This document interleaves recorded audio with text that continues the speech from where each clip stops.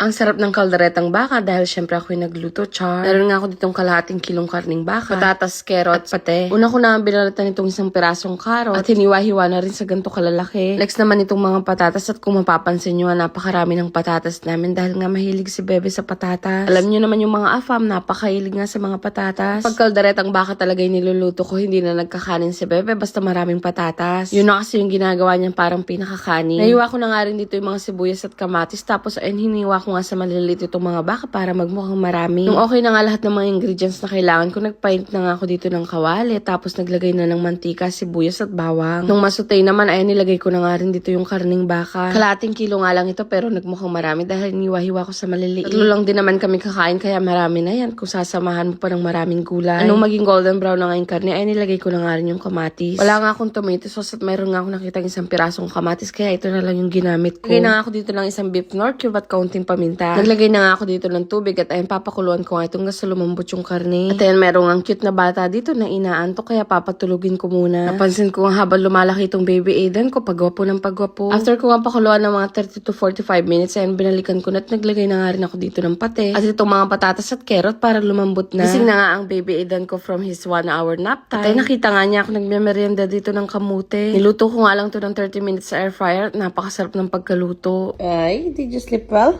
At ayun inagaw na nga sa akin itong kamote at kinakain na niya. Halos nakadalawa nga siyang kamote dito dahil nasarapan din ng baby Aiden ko. Healthy nga yung mga ganitong merienda kaya sinasanay ko. After nga ng isang oras, ayun binalikan ko na itong kaldereta ko. Sa medium heat ko lang nga din ito naluto kaya ayun hindi naman natunaw yung mga gulay. Last ko na nga nilagay dito yung mga green peas at malapit na nga rin maluto itong kalderetang baka namin. Hinihintay na nga lang namin dito si Bebe na dumating galing sa trabaho tapos kakain na rin kami ng dinner namin. Kaya kumuha na kayo ng pagkain dyan at sabayan nyo kami kumain.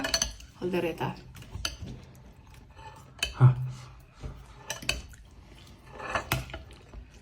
Maraming patatas.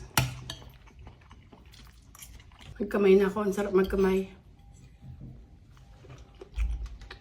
Nakapagluto nga rin pala ako dito ng tortang talong at hindi ko na nga lang na-videohan. Medyo matagal na kasi yung mga talong sa ref namin kaya niluto ko na rin pandagdag ulam din. Meron nga rin akong patis at sili dito at napakasarap. Shoutout nga sa mga solid follower ko na sina Chona Sulit at Christy Chavez. At hi po kay Ma'am Rosario Hernandez na namit ko ng isang araw sa Antwerpen. Muli po, nice to meet you at maraming salamat po sa laging suporta sa mga vlog namin. Ikikis ko na lang kayo kay Baby Ada na lagi yung inaabangan.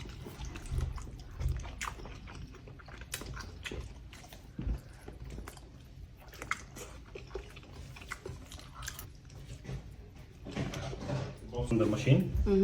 Hi. Yeah, dinosaur. No TV, Papa. Fast food?